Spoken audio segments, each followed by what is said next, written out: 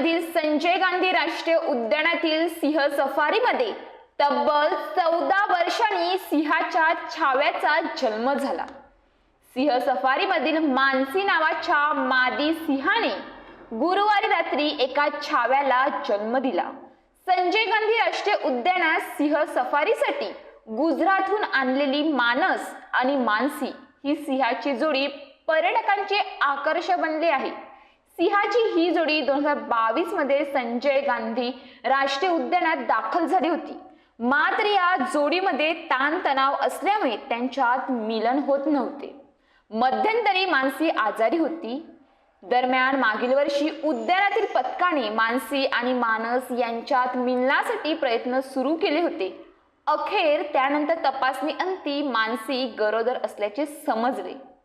गुरुवारी 16 जानेवारीला रात्री मानसीने एका छाव्याला जन्म दिला। छावा आणि मानसी दोघे सुखरूप असून सध्या दोघेही वन कर्मचाऱ्यांच्या देखरेखीखाली आहेत। दरम्यान संजय गांधी राष्ट्रीय उद्यानात 2009 मध्ये रवींद्र आणि शोभा ही सिंहाची जोडी आणण्यात आली होती। गोपा आणि जेस्पा हे या जोडीचे छावे। सिंहांचे हे चौकोनी कुटुंब गेली अनेक वर्ष पर्यटकांसाठी आकर्षण ठरले होते। काही वर्षांपूर्वी शोभाचा मृत्यू झाला। त्यानंतर 2021 मध्ये गोपा आणि रवींद्र तसेच जेस्पा यांचा 2022 मध्ये मृत्यू झाला।